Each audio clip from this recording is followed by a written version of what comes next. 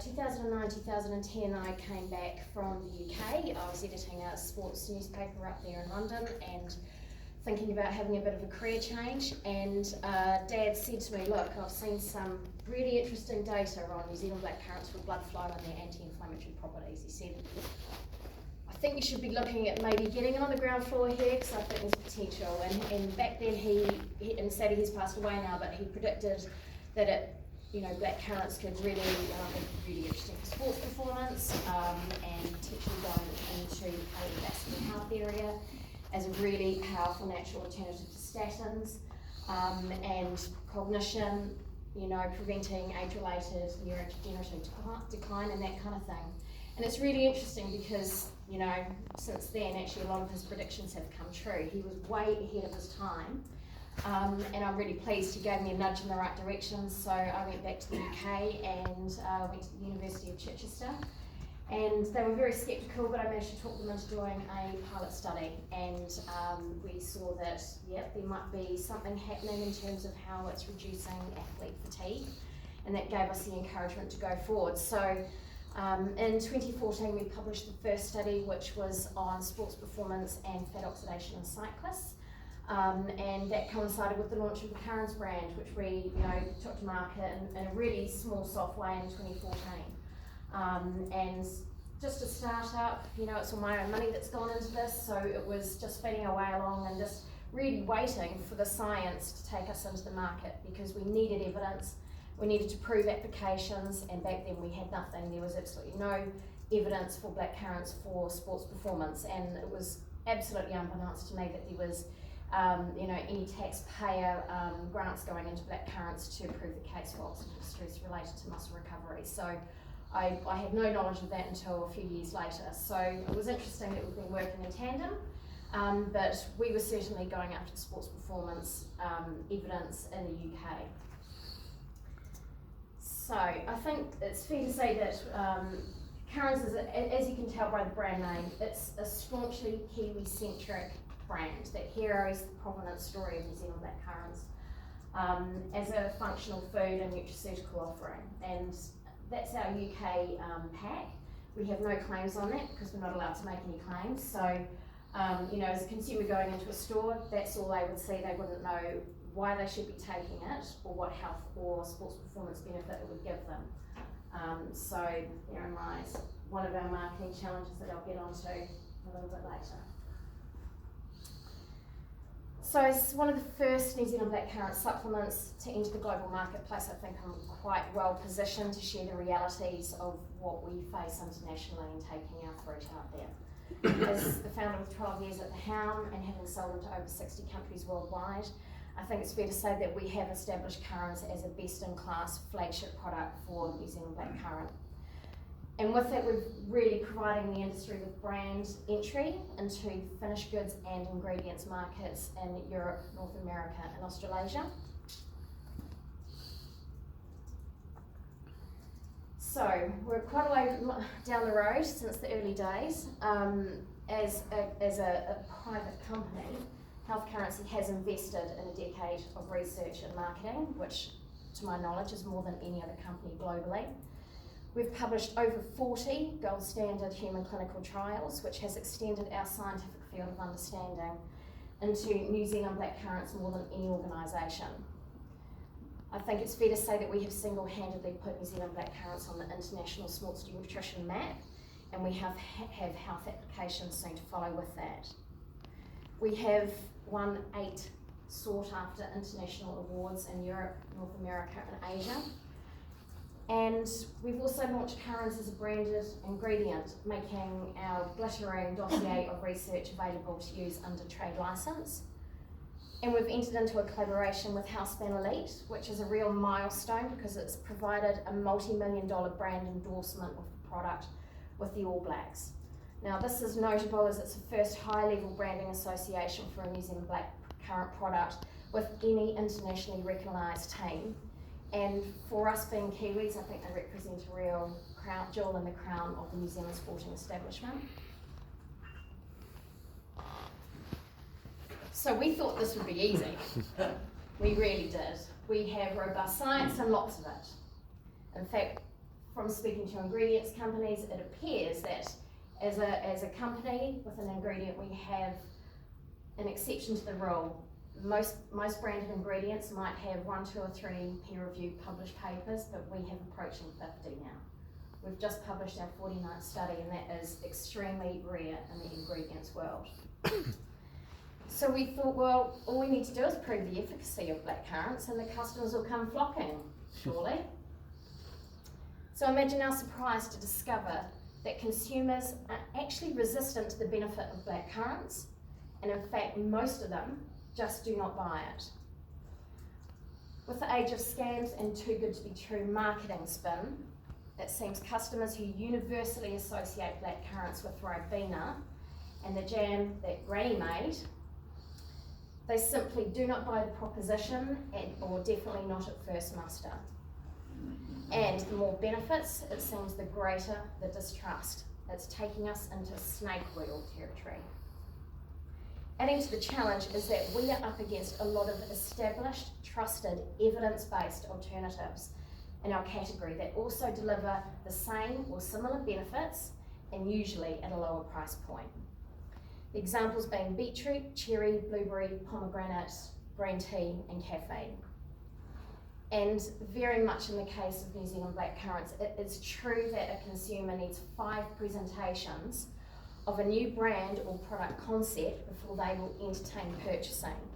So that's website, PR, digital, word of mouth, conventional advertising, sponsorship, email marketing, and sporting endorsements. And that is expensive. So the cost of customer acquisition and retention for any brand taking a black currant product to market is extremely high, which takes me nicely into the next point. Taking the New Zealand black currant proposition into international markets requires very deep pockets. The cost of entering the US market for any new brand is over 8 million New Zealand dollars and closer to 10 million New Zealand dollars plus for markets with restrictive health claims regulations. Essentially, companies need cash and they need lots of it.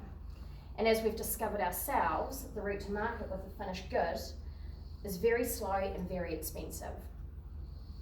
And particularly in the case of the Northern Hemisphere, the market is hugely crowded in sports nutrition. And in the case of UK, EU and Australia, claims restrictions on marketing are deeply prohibited. If you look at our currants.com website, you will find not a shekel of science on there, not even a mention of antioxidant, anti-inflammatory, blood flow promoting properties, because it's illegal, we cannot say it. So as a company, and remember this is a startup company with one entrepreneur, we've spent 7 figures on marketing so far, and it is a drop in the ocean of what is required to create awareness for New Zealand black currants, to educate a very large marketplace, and to drive shelf pull for your products.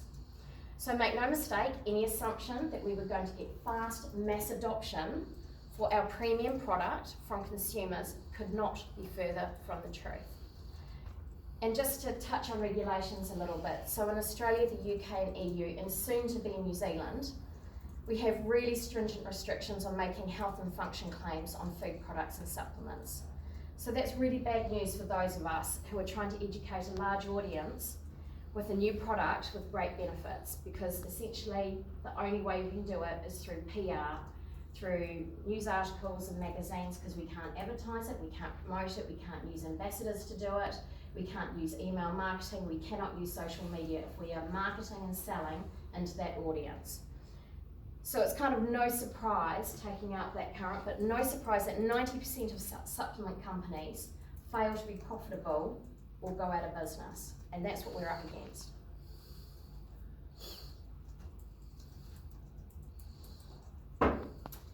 So I've been observing some pretty strong trends emerging from the EU and the US market, so I thought I'll touch on these briefly. I don't think any of this will come as a surprise to you, but we're seeing strong consumer demand in the Northern Hemisphere markets for organic, which is now becoming more mainstream. And in the US, one of the easiest markets for New Zealand black currants to be marketed in terms of their friendly regulations, 75% of Americans are organic consumers. And now I completely appreciate, and lots of discussions with Mike, that organics do have a major trade-off in terms of blackcurrant yields. So whilst this probably is commercially prohibitive and not realistic, completely get that, a shift to spray-free would be a really big step in the right direction in order for us to compete in the international markets. Sustainability. Consumers are becoming increasingly conscious of the impact of their purchasing decisions are having on the environment and society. 72% of UK consumers not only look out for where their products are made, but they prefer to buy locally sourced. So that devalues our compelling New Zealand brand provenance story because it implies air miles and carbon emissions. And so the move to offering sustainable and ethical supplements, eco-friendly packaging, responsibly sourced ingredients, and ethical labour practices are proving undeniable must-haves for food and supplement brands. And just as a company, the scrutiny that we are subjected to by ingredient manufacturers, distributors, and consumers reflects us, and particularly around traceability, which fortunately we do really, really well, is also paramount. So it's a really, it's a real asset to us that we're so good at traceability. Regenerative farming is also reflecting a really critical shift in consumer perspective, doing less bad to doing more good. And it's becoming hugely prevalent. I was up in the States in May and looking at the companies there pitching for investment. Their regenerative farming practices were front and centre of all of their pitches. So it's interesting to see that they're coming under increasing scrutiny. And underlining this, we're seeing the likes of Pepsi and Walmart supporting US and Canadian farmers to the tune of 120 million New Zealand dollars to pursue soil health and water quality improvements through regenerative agriculture. And it's really interesting to see these large-scale strategic collaborations focusing on sustainable agriculture with a massive US retailer. So closer to home, I want to pose a question of how we can implement regenerative farming with blackcurrants. Are we doing it already? Can we do more? As I've been seeing on Country Calendar in recent months, it seems that the Kiwis are embracing this and enjoying some cost savings in terms of their farming overheads. So encouragingly, we have a precedent. Ribena, as most of you may or may not know, launched a regenerative farming project in the UK earlier this year to support crop resilience, reduce carbon emissions from their supply chain and improve soil health, to allow natural processes to support their blackcurrant production with less intervention.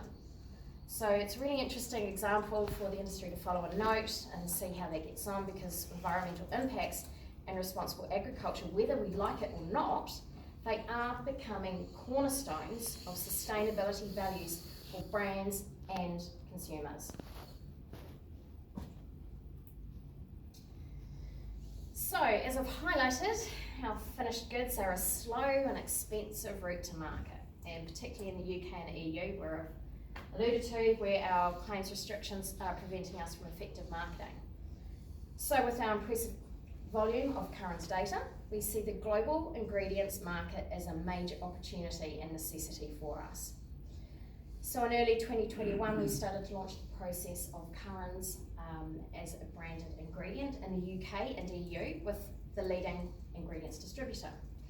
With our valuable research dossier, a proof of concept product in the market and high level validation, you would expect that we were sitting pretty to commercialise New Zealand blackcurrants for use in supplements and food products globally. Having become the research juggernaut for New Zealand blackcurrant, our brand appeal to distributors is golden. Make absolutely no mistake about that. I would even go so far to say of the goose and egg variety. So, that was 2 years ago. How did we get on? Our EU ingredients distributor had their biggest ever response to any ingredient launch when they took us into the market, which shouldn't be a major surprise because currants has been described and validated to be one of the biggest nutrition breakthroughs of the last decade. We were run over by requests for samples and information. We were expecting to see the orders roll in based on the initial response. We were rubbing our hands and going, 10 years of work, this is a moment. So, We started R&D projects with the who's who of sports nutrition companies in Europe. We had the attention of the biggest protein brand in the UK. We had the leading 2 sports supplement companies who supply elite sport. We had a swathe of premium and boutique brands. We had gummies, we had gels, we had the biggest sports drink manufacturer. We had 2 category leading weight management companies, not only in the UK but globally. And alongside this, we've also been attracting attention from across Asia from ingredients distributors. We had 5 in South Korea, 11 in Taiwan, we had 6 in Malaysia. Outside of Asia, we had 2 from Brazil. Plus we've had the major ingredients distributors, 2 from the top 4 in the US, absolutely queuing to list us. So where did all this frenzied activity lead? 0, guys. We went from the proverbial hero to 0. 10 years of current brand development and intensive research investment with absolutely stunning outcomes has undoubtedly created a dream marketing vehicle with untapped opportunity for the industry. So what's going wrong? Without exception, every single inquiry has failed to lead to an order because of one thing.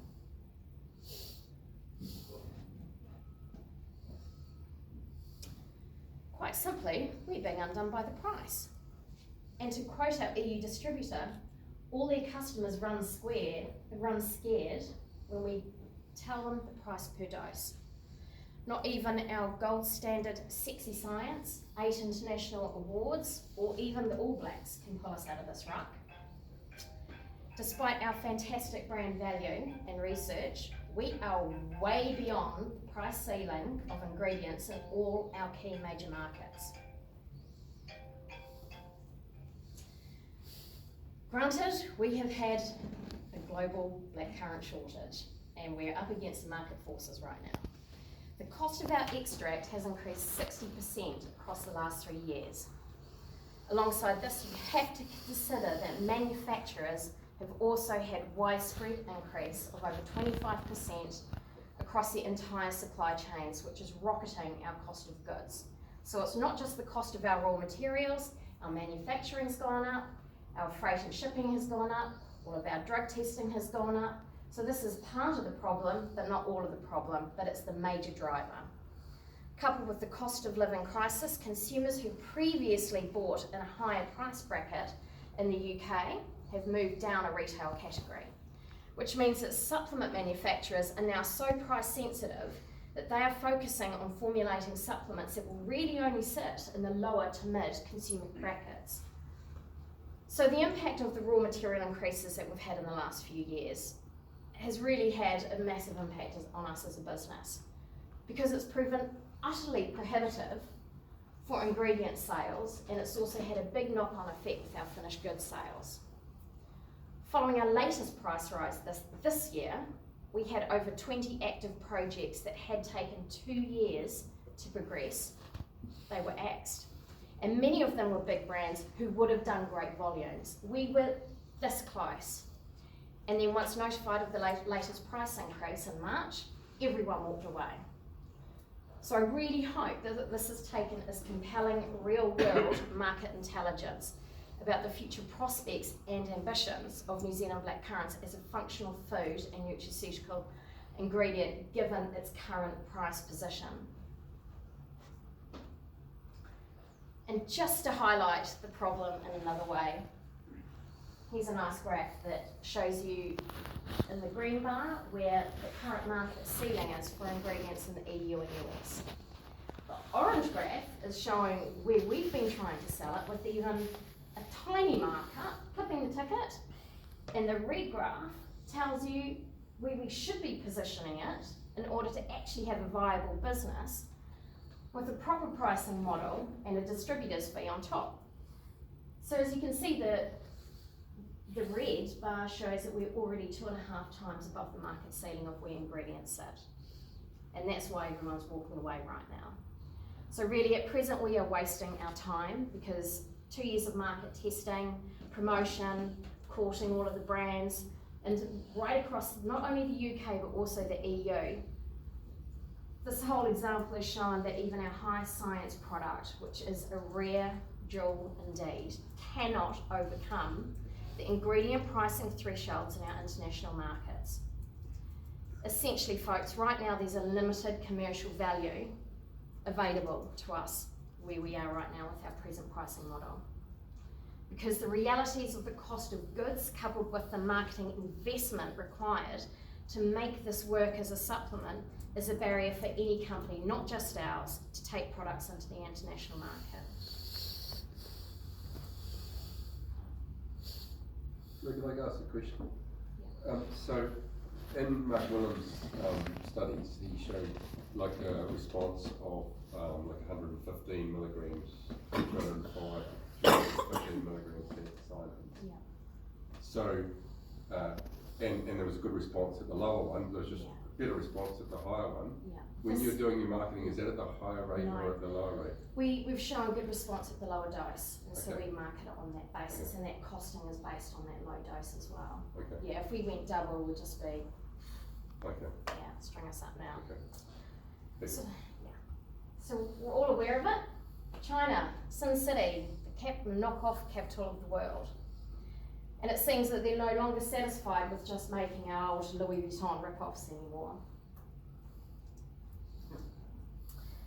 In a recent market analysis that our company conducted on 5 Chinese manufactured blackcurrant extracts being marketed as New Zealand origin, we discovered a hugely concerning problem. All but one of the Chinese samples failed our quality measures and ID tests and had a lesser anthocyanin content than claimed. Shockingly, we discovered variations of up to 437% in the anthocyanin profile, confirming that the products were not of New Zealand blackcurrant origin and had been cut with other fruit. The pesticide analysis confirmed that these extracts had been adulterated with other fruits, presenting with 5 sprays which are not approved in New Zealand, either as herbicides, fungicides, or pesticides. And not only that, but some extracts contain pesticide residues that exceeded maximum limits in many countries. 3 of the 5 exceeded the maximum residue limits in Australia. And one compound, carbofuran, was found, which as you'll know is highly toxic and banned in Europe, US, New Zealand and Australia. So make no mistake people, our analysis confirms that the Chinese are manufacturing and marketing adulterated extracts under the New Zealand blackcurrant banner. The pesticide burdens and level of fraudulent extracts we observed should be a major concern to everyone. Clearly, the pursuit of profits is being put before the welfare of consumers. The elderberry industry has been battling this for years. When demand has outstripped supply and the rise of unethical players has led to a problem with fraudulent elderberry products. In one of 19 reports issued by the American Botanical Council, 58 of the 532 elderberry samples they analysed failed the identity test specification. From our much smaller sample size of just 5, we had an 80% fail rate. So quite apart from the issue of fraud, the level of toxic banned pesticides we detected suggests that a food safety scandal is entirely possible, if not imminent, which, as we can all figure out, will have dire consequences for all of us. The industry has a collective responsibility to refuse supply to Chinese manufacturers and consider how we monitor the authenticity of materials being marketed as New Zealand blackcurrant origin. The main US trade body for botanicals, the American Botanical Council, has been investigating the elderberry fraud for quite a few years, and they have created an adulteration prevention program in response to the problem. Their work in this area involves creating resources for responsible members of the global medicinal plant community to adhere to best practices to help ensure the authenticity of the ingredients used in their products. And as a starting point, I've been in discussions with Mike about this quite a while, and we are in conversation about creating a monograph for blackcurrant. and a quality standard that genuine products like Curran's can use and reference with a quality mark to provide assurances to manufacturers.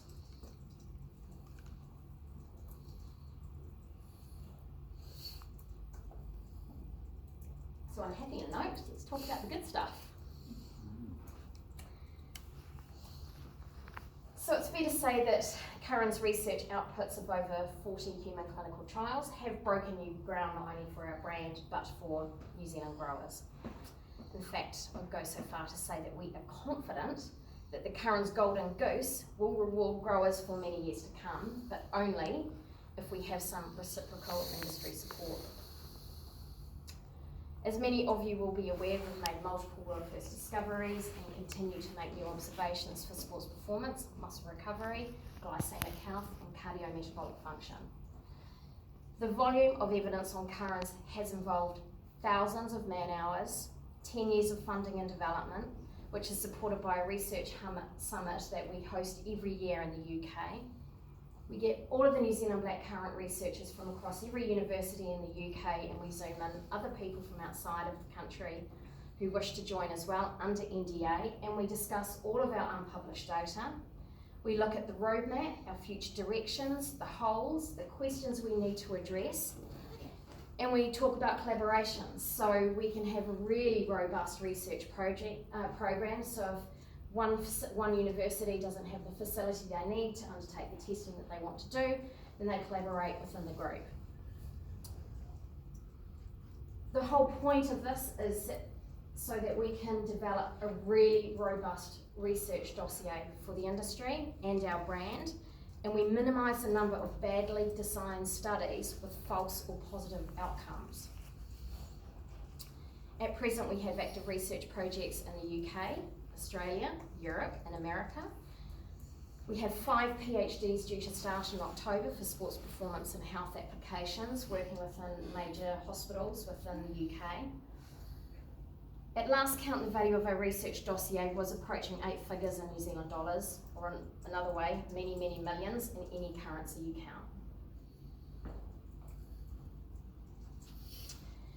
So it would appear with the plant and food funding having long since dried up, that despite being a small business, Curran's has become the industry's engine room for research for New Zealand blackcurrant scientific outputs.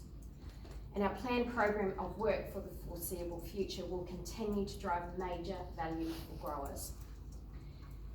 It's also hugely evident that as the value of our work appreciates and we attract international attention, that we are seeing alarming infringements from other companies passing off our research as their own without permission and against products not containing the Curran's material, New Zealand, Chinese or otherwise. And even worse, these companies are now stretching the science. They're making unbelievable, unsubstantiated claims, bordering on irresponsible, that damages not only the Curran's brand, but actually the New Zealand blackcurrant brand. So it's evident that we are wildly and urgently overdue an industry code of conduct that prevents and deters unethical and commercially unfair exploitation of any private company's research property, not just owned, but any company. Our dossier is available for any marketer to use under trade license, but they must buy our ingredient and they must agree to certain conditions so that we can protect the integrity of all of that research investment that we've made, our brand and also the industry. Those who purloin our data are infringing our IP and forcing us to mount legal challenges, which doesn't do anyone any good, and it's slowing down our collective velocity. One example is a company that came to us recently. They wanted to take a really big sports nutrition range into the UK market. Heroine New Zealand blackcurrant as the main ingredient across that range. They had a lot of marketing power and passion behind them. It was really cool to see this opportunity come along. And of course, they were really compelled by the Curran's research that was going to be the basis of their claims, until the discussion came to agreeing the dosing level and application for their products. And that's when we ran into a problem and things turned frosty. because it became apparent that they weren't prepared to disclose their formulation and the dosing level to give us any assurance over the product efficacy. As we know, there's a minimum amount you need to use, and there's also a loading period you need to use. Now, with price being such an issue, they weren't able to include the recommended minimum dose because it took them out of their retail market. I might be wrong, they've since disappeared.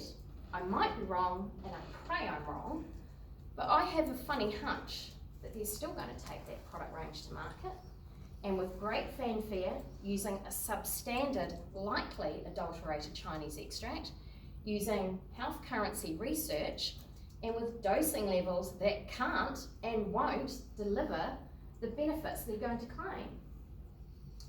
So it's then up to us as a company to go after them legally after they've gone to market, which is a massive waste of an opportunity to propel all of us forward. So it highlights once again the need to use our research with checks and balances to prevent the long-term reputational damage, not only to Currans, but as the entire industry. And if you use the honey and olive oil industries as an example, forcing companies to turn on each other by encouraging commercially unfair practices is a recipe for self-assured destruction, and everyone loses. So today I just wanted to share with you how far Currans has propelled New Zealand black currants, and the reasons why Currans should be the go-to ingredient vehicle for the industry, because we've been out there doing the heavy lifting for a very long time. We've already established ourselves as the most trusted, best-in-class New Zealand blackcurrant finished goods and ingredient brand with high-profile sporting validation, an unprecedented volume of research, and a massive research engine to take us not into the next decade, but the next 2 or 3 decades, because we're only just getting this party started. It is by definition your proverbial golden goose who has a hell of a lot of laying yet to do. So today I'm asking that the industry respects the contribution and investment we have made by putting New Zealand blackcurrants on the international map, does not enable or facilitate other companies to rip off our research or any other company's research, which misleads consumers with marketing claims, creates a code of conduct that is adopted by all key stakeholders from top to bottom, and promotes Currans as the industry recognised extract ingredient internationally, which will also go a long way to stamping out our adulteration problems. And all of this will benefit growers. Having a joined up approach is going to take us much further, much faster. So in summary, how do we go forward to make New Zealand blackcurrants commercially viable as a functional food and nutraceutical to leverage our really high value offering?